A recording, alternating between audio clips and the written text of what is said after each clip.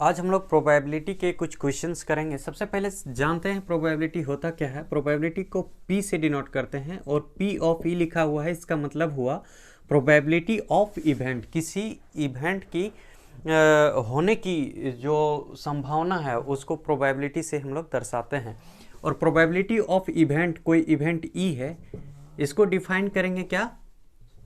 Number of favourable event, number of favourable event divide by total number of possible outcomes.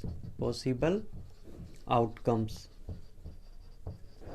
मतलब जो favourable event क्या मतलब, जैसे एक डाई को थ्रो किए उसमें 5 आने की क्या संभावना है कि एक डाई को थ्रो किए और उसमें 5 आए, तो इसकी संभावना क्या है?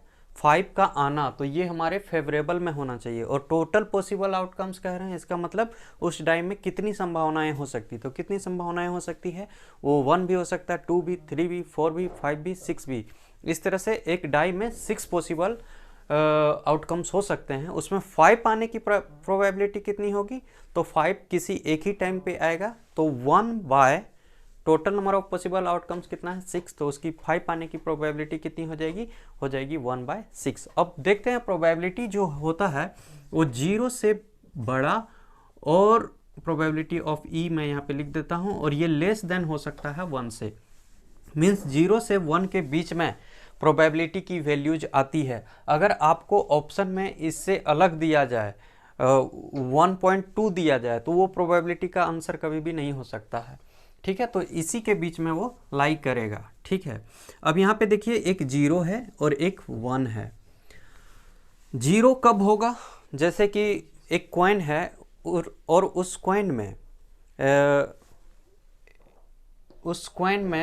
कॉइन को अगर टॉस करते हैं, तो टॉस करने के बाद अगर वो इस तरह से टिल्ड हो जाता है, इस तरह से वो अगर टिल्ड हो जाता है, मतलब ना कॉइन इधर ना कॉइन इधर, इस तरह से बीच में अगर खड़ा हो जाता है, तो वो रिजल्ट बताने में असमर्थ है। हम पता नहीं कर सकते कि हेड आया कि टेल आया। तो ऐसे केसेस में जहाँ पे हम लोग श्योर नहीं है कि कुछ आ रहा है, हेड आ रहा है कि टेल आ रहा है, तो वैसे केसेस में प्रोबेबिलिटी क्या होते हैं? 0 हो जाते हैं। वैसे केसेस में प्रोबेबिलिटी 0 हो जाते हैं। और ऐसी संभावनाएं जहाँ पे हर केस में वो एक परफेक्ट वैल्यू दे रहा हो, जैसे ये कॉइन है मान लेते हैं, इसके हेड पार्ट ये है और टेल पार्ट ये है। अब मैं क्या किया हूँ, ये हेड पार्ट है और इधर भी मैं इसको हेड पार्ट बना दिया हूँ। तो जब भी मैं इसको उछालूंगा तो हर समय ये हेड ही आएगा। मतलब इसकी प्रोबेबिलिटी कितनी हो जाएगी? 1/1 इक्वल टू कितना? 1। तो इसको हम लोग बोलेंगे श्योर इवेंट। ठीक है, इसको क्या बोलेंगे? श्योर बोलेंगे, श्योर इवेंट है ना। श्योर प्रोबेबिलिटी यहाँ पे हो रही है कि हर बार 1 ही आएगा।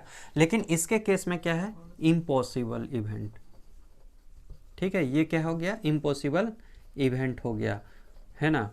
ये संभव नहीं है ये कुछ बताने में, लेकिन प्रोबेबिलिटी 0 भी हो सकता है और 1 भी हो सकता है, और इसकी वैल्यू 0 से लेके 1 तक में हो सकती है। अब देखिए आपको जो दिया जाएगा क्वेश्चन, वो किस तरह से दिया जाएगा। जैसे कि बोलेगा कि which of the following is not the value of probability. Probability की वैल्यू कौन नहीं हो सकती? ऑप्शन ए है 2.3, ऑप्शन बी है 0.5, ऑप्शन सी है 3/7, और यहाँ पे मैं कर देता हूँ 8/7, और ऑप्शन डी है 30%। तो ये देख रहे हैं, इसको जब हम लोग डिवाइड करेंगे तो ये 0 पॉइंट समथिंग देगा।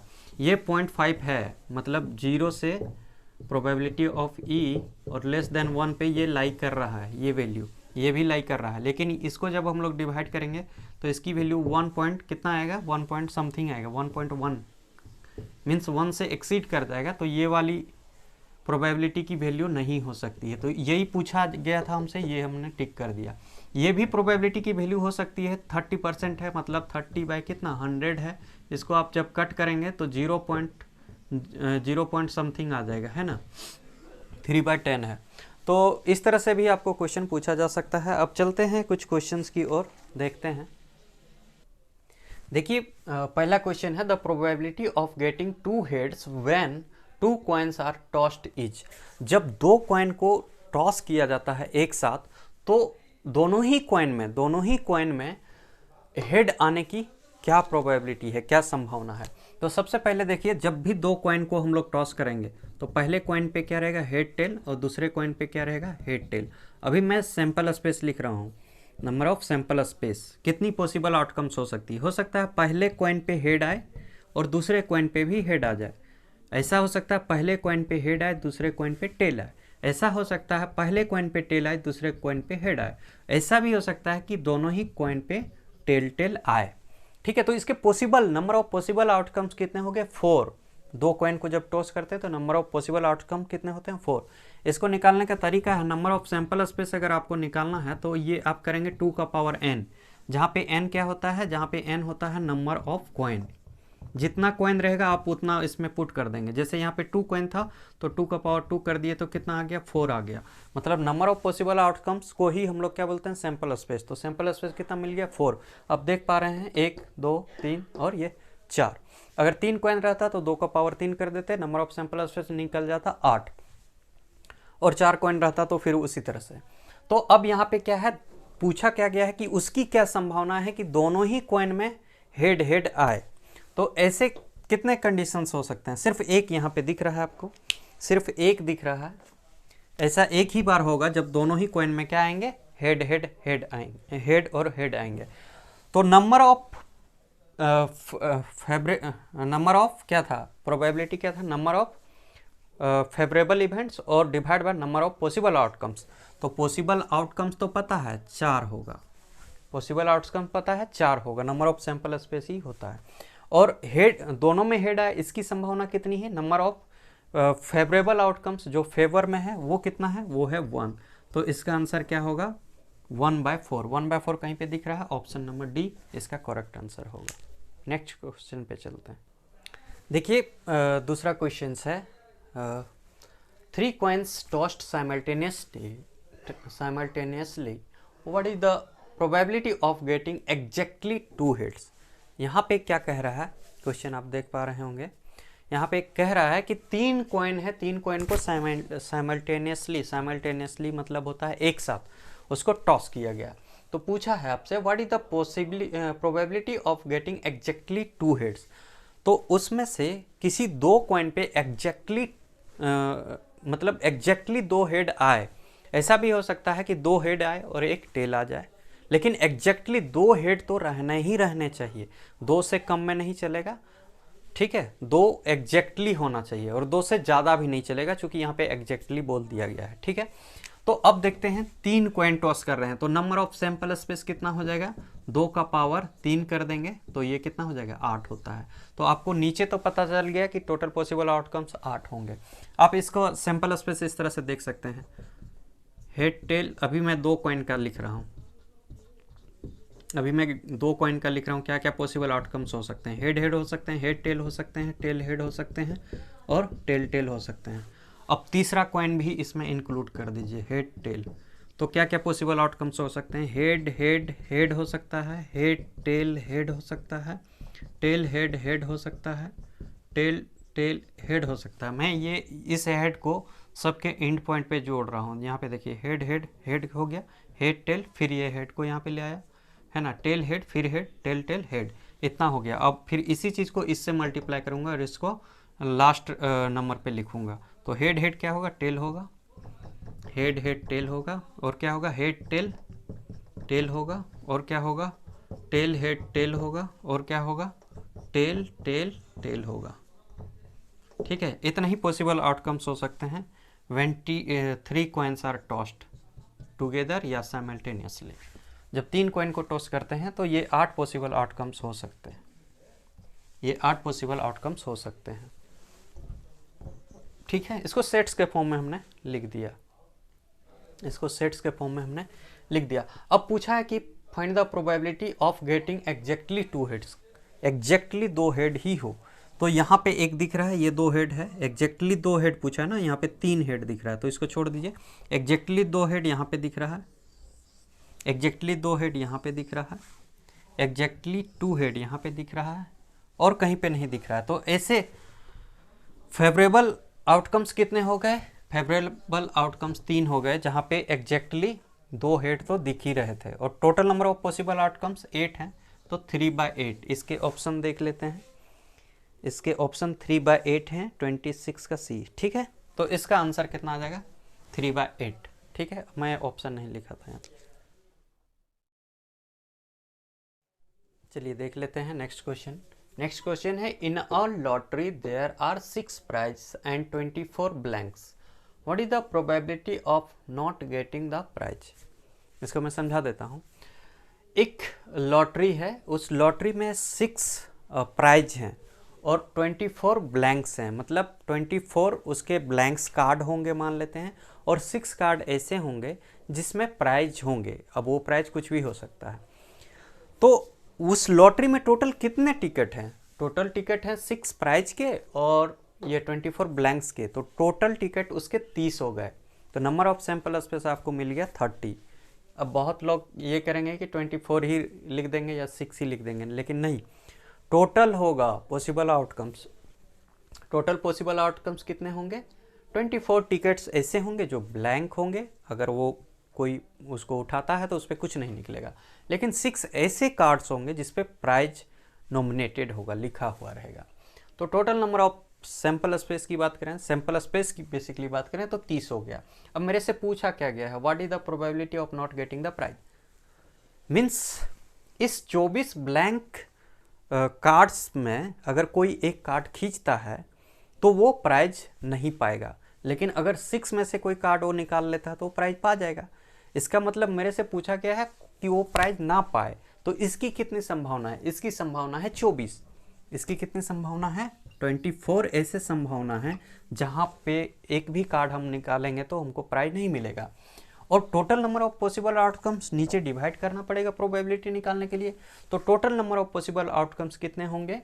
वो होंगे 6 प्राइज और ये 24 ब्लैंक्स कार्ड, सबको जोड़ दीजिए तो 24 और 6 30, तो 24/30 हो गया। 6 चौके 24, 6 पचे 30, 4/5 कहीं पे दिख रहा है, ये ऑप्शन नंबर सी। देखिए नेक्स्ट क्वेश्चन है हमारा, अ बॉक्स कंटेन्स 3 ब्लू। इस तरह के क्वेश्चंस एग्जाम में आएंगे, 100% गारंटी है इसकी। ठीक है, अ box contains 3 blue 2 white and 4 red marbles. एक कोई बॉक्स है, उस बॉक्स में 3 ब्लू बॉल है, मार्बल की बात किया है यहाँ पे, तो 3 ब्लू मार्बल्स है, 2 वाइट मार्बल्स है एंड 4 रेड मार्बल्स हैं। ठीक है, if marbles are drawn at random, अगर उसमें से मार्बल को निकाला जाता है एट रैंडम, मतलब मुझे नहीं पता है कि मैं रेड निकाल रहा हूँ, कि मैं ब्लू निकाल रहा हूँ, कि मैं वाइट निकाल रहा हूँ। एट रैंडम कहने का मतलब ये है, मैं गया और एक मार्बल को खींच के निकाला। ठीक है, at random from the box, what is the probability that it will not be a white marble? तो इसकी क्या संभावना है कि जो मार्बल हमने निकाला है वो वाइट नहीं है, वो वाइट नहीं है। जब वाइट नहीं रहेगा तो क्या रह सकता है वो मार्बल? वो मार्बल या तो ब्लू रह सकता है और या तो रेड रह सकता है। यही 2 पॉसिबल आउटकम्स हो सकते हैं कि जो मार्बल हमने खींचा है वो वाइट ना हो। इसका मतलब क्या है? या तो रेड हो सकता है या फिर वो ब्लू हो सकता है। यही 2 कंडीशंस हो सकते हैं। सबसे पहले जो जो दिया हुआ है उसको आप देखिए, यहाँ पे 3 ब्लू मार्बल्स है, 2 वाइट मार्बल्स है और 4 रेड मार्बल्स है। ठीक है, टोटल मार्बल्स कितने हैं? नंबर ऑफ सैंपल स्पेस निकल जाएगा यहाँ से। नंबर ऑफ सैंपल स्पेस कितना होगा? 4 और 2 6 और 3 6 3 9। टोटल ये possible total number of possible outcomes आ गया 9। ठीक है, अब मेरे से क्या पूछा है कि वो मैं मार्बल्स को निकाल रहा हूँ और वो वाइट ना हो, तो वाइट ना हो तो क्या हो सकता है? वाइट ना हो तो या तो ब्लू हो सकता है या फिर रेड हो सकता है। तो इन दोनों को जोड़िए, 4 और 3 7, तो ये 7 में से कोई एक अगर निकले तो इसकी संभावना है कि वो वाइट ना होगा। तो 7 और total number of possible outcomes कितने होंगे? 9। तो 7/9 हमारा क्या होगा? करेक्ट आंसर हो जाएगा 7/9। मतलब वाइट को छोड़ दीजिए आप और उसकी प्रोबेबिलिटी निकाल लीजिए, या तो ब्लू या फिर रेड, इन दोनों की होने की संभावना को आप अगर निकाल लेते हैं तो ऑटोमेटिक निकल जाएगा कि वाइट होने की संभावना आपका कितना होगा? 7/9 होगा। अन्यथा एक तरह से और बना सकते हैं इसको। कैसे? देखिए, आपको पूछा है it will not be a white marble, it will be not a white marble. तो आप ये पहले निकाल लीजिए प्रोबेबिलिटी कि वाइट मार्बल निकालने की प्रोबेबिलिटी कितनी है। ठीक है, वाइट मार्बल निकालने की प्रोबेबिलिटी कितनी है ये निकाल लेता हूँ मैं। तो वाइट मार्बल कितने हैं, 2 है, कितने में से टोटल सैंपल स्पेस कितना, 4 2 6 3 9, 2/9 आ गया हमारा क्या, वाइट मार्बल निकालने की प्रोबेबिलिटी। अब चूंकि मुझे चाहिए कि वाइट नहीं आना चाहिए, मतलब वाइट नॉट चाहिए, तो इसकी प्रोबेबिलिटी क्या होती है, किसी के होने की प्रोबेबिलिटी अगर पता है और उसके ना होने की प्रोबेबिलिटी निकालना हो तो आप उसको हमेशा 1 में से माइनस कर देंगे, तो उसके ना होने की प्रोबेबिलिटी ऑटोमेटिकली निकल जाएगा। तो यहाँ पे वाइट ना होने की प्रोबेबिलिटी को मैं डैश से दिखाया हूँ, इसको लिख सकता हूँ 1 माइनस प्रोबेबिलिटी ऑफ वाइट होने की संभावना। ठीक है, ये चीज़ मैं लिख सकता हूँ। तो यहाँ पे क्या करेंगे, 1 माइनस वाइट होने की प्रोबेबिलिटी कितनी थी, 2/9 था। अब इसको जब सॉल्व करेंगे तो 9 में से 2 जाएगा तो 7/9, यहाँ से भी आपको वही आंसर मिलेगा। तो दोनों ही तरीके से आप सॉल्व कर सकते हैं। वाइट नहीं पूछा है तो जो संभावनाएं हैं उसको आप पहले काउंट करके ऊपर लिख लीजिए और total number of sample space से डिवाइड कर दीजिए। और दूसरा ये हो सकता है कि आप वाइट होने का ही प्रोबेबिलिटी निकाल दीजिए और उसको 1 में से माइनस कर दीजिए, तो वो निकल जाएगा वाइट ना होने की प्रोबेबिलिटी। हाँ जी, देखिए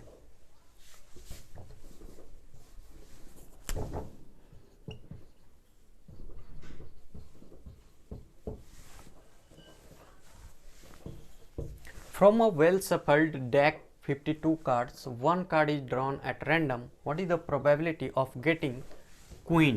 ठीक है, वेल सफल्ड मतलब क्या होता है, वेल सफल्ड मतलब होता है 52 पत्ती का एक कार्ड का गड्डी होता है, उस गड्डी में पूरी तरह से ताश को फेंटा हुआ, मतलब पूरी ताश को इस तरह से मिलाया हुआ, उसको बोलते हैं well shuffled.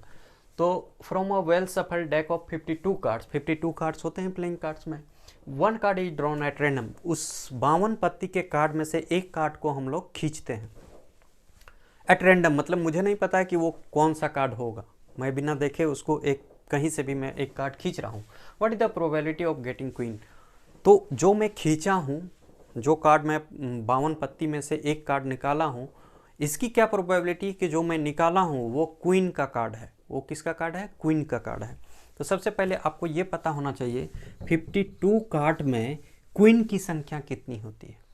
Number of sample space यही हो जाएगा, कार्ड के बेस पे नंबर ऑफ सैंपल स्पेस ये कितना हो जाएगा 52। ये पता चल गया आपको कि डिवाइड में कितना होगा 52 होगा।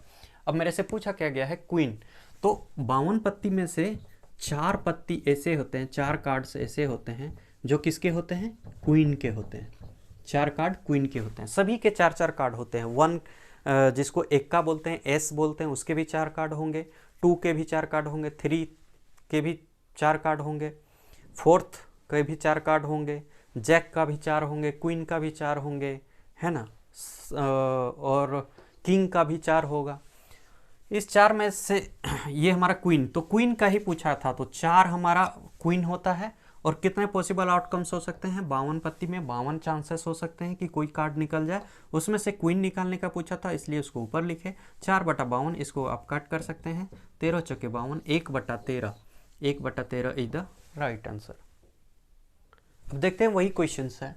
From a well shuffled deck of 52 cards, deck of 52 cards, 1 card is drawn at random, what is the probability of getting face card? तो आपको ये पता होना चाहिए कि फेस कार्ड कितना होता है। तो फेस कार्ड की बात करें तो एक तो जैक हो गया, जैक, एक हो गया क्वीन और एक हो गया किंग, ये तीनों को फेस कार्ड बोलते हैं। तो जैक की संख्या कितनी होगी? 4 होगी। क्वीन की संख्या कितनी होगी? 4 होगी। और किंग की संख्या कितनी होगी? 4 होगी। इन तीनों को जब जोड़ देंगे तो 4 तिया 12, 12 हो जाएंगे टोटल। क्या होंगे ये होंगे आपके फेस कार्ड। और पूछा है कि एक कार्ड ड्रॉ करते हैं, उसमें से फेस कार्ड आने की कितनी संभावना है? तो फेस कार्ड आने की संभावना है 12 में से कोई एक पत्ती आएगा तो फेस कार्ड होगा। इसका मतलब कितना होगा? 12, और नीचे डिवाइड में total number of sample space playing card की बात हो रहा है तो कितना हो जाएगा? 52। अब ये कटेगा तो काट दीजिए 6, और ये कितना हो जाएगा? 2 दूना 4 और यहाँ पे 6, 3 दूना 6 और 13 दूना 26, 3/13, 3/13, 3/13। ठीक है, ये आपका करेक्ट आंसर हो गया 3/13।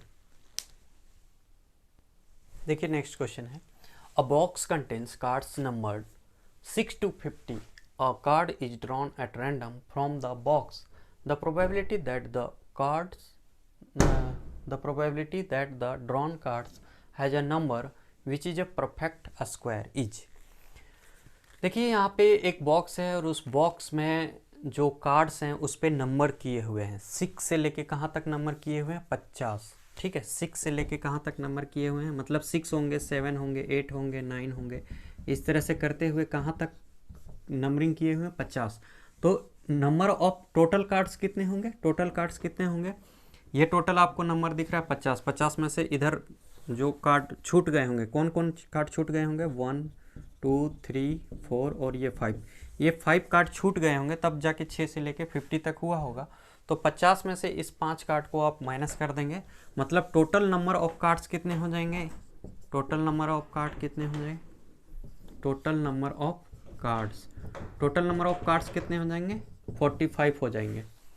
45 क्यों होंगे, चूँकि इधर 1 2 3 4 और 5 वाले जो कार्ड हैं वो लिखा हुआ नहीं है और टोटल नंबर यहाँ पे आपको 50 है। तो टोटल नंबर ऑफ कार्ड्स, जो कार्ड्स होंगे, ऐसे कितने कार्ड्स होंगे, 45 कार्ड होंगे, जिसमें कहीं ना कहीं 6 7 8 9 10 इस तरह करके नंबरिंग किए हुए रहेंगे।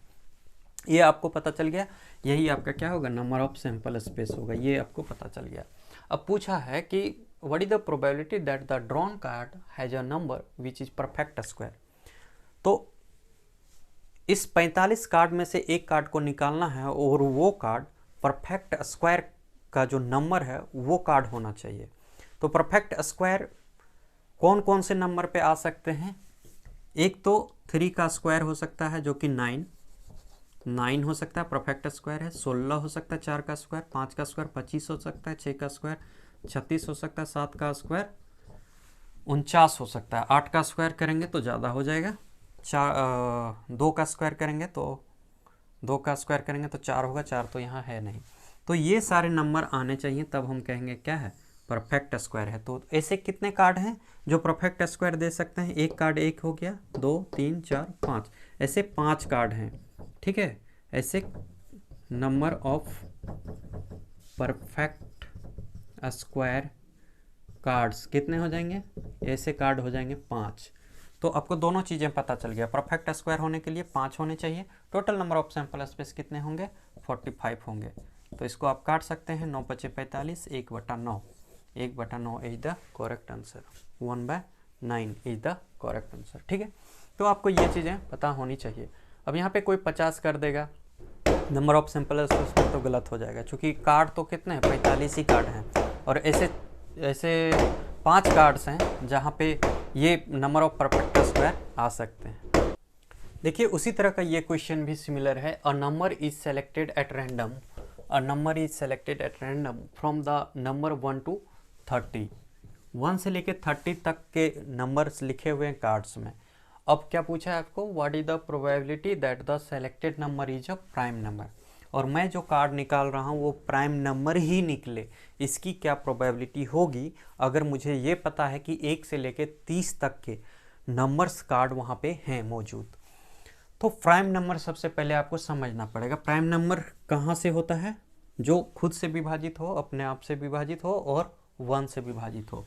तो ऐसे प्राइम नंबर्स क्या हो सकते हैं, 1 तो प्राइम नंबर नहीं होता, प्राइम नंबर 2 से स्टार्ट होता है, 2, और फिर क्या होगा, 3 होगा, उसके बाद 4 नहीं होगा, 4 तो 2 से डिविजिबल है तो 4 नहीं होगा, क्या होगा, 5 होगा, फिर 7 होगा, 9 नहीं होगा, 9 3 से डिविजिबल है, 11 होगा, 13 होगा, और क्या होगा, 15 नहीं होगा, 17 होगा, 19 होगा, और 20 हो जाता है डिवाइड, 21 भी हो जाता है, 23 होगा, और क्या होगा, 24 होता है, 25 26 27 हो गया, 28 तो डिवाइड है, 29।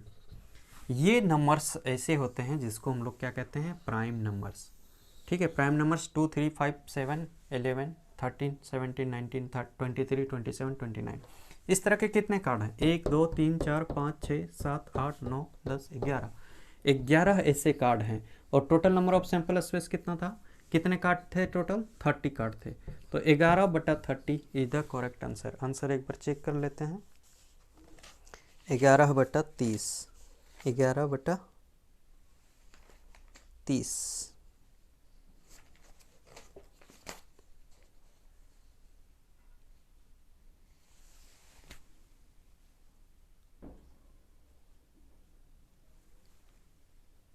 अच्छा ये 27 नहीं होगा, सॉरी 27 नहीं होगा, 27 तो 9 से डिविजिबल होता है ना, तो काउंट करते हैं अब 10 हो जाएगा ना, तो 10/30 सॉरी 10/30 होगा, तो ये 0 से 0 कटेगा तो कितना आ जाएगा 1/3, 1/3 इज द करेक्ट आंसर। मैंने यहाँ 27 गलती से ले लिया था, 27 तो प्राइम नंबर है नहीं, चूँकि वो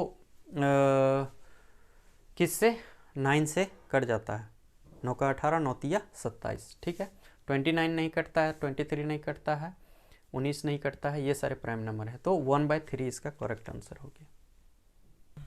देखिए लास्ट क्वेश्चन है, 2 die are thrown together, the probability of getting the same number on both die is।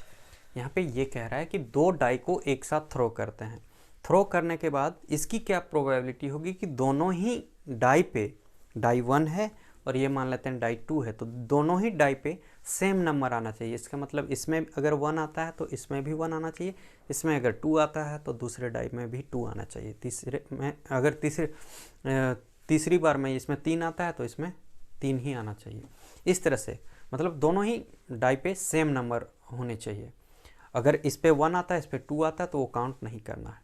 तो 2 डाई हैं, 2 डाई के सैंपल स्पेस कितने होते हैं 36 होते हैं, ठीक है। 6 × 6 36 है ना। आप देख भी सकते हैं कैसे 36 होता है। मैं एक बार नंबर ऑफ सैंपल स्पेस लिख के दिखा देता हूँ 2 डाई का।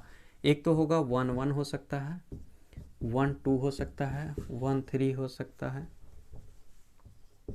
ठीक है। पहले कार्ड पे 1 आए, दूसरे कार्ड पे वेरिएशन हो सकता है, कहाँ तक जा सकता है, यहाँ तक 1 हो पहले में और दूसरे में 6 हो। अब मैं चेंज कर रहा हूँ, यहाँ पे पहले पे 2 लिख रहा हूँ, दूसरे पे 1, फिर 2 2 हो जाएगा, 2 3 हो जाएगा, इस तरह करते हुए 2 6 तक जाएगा।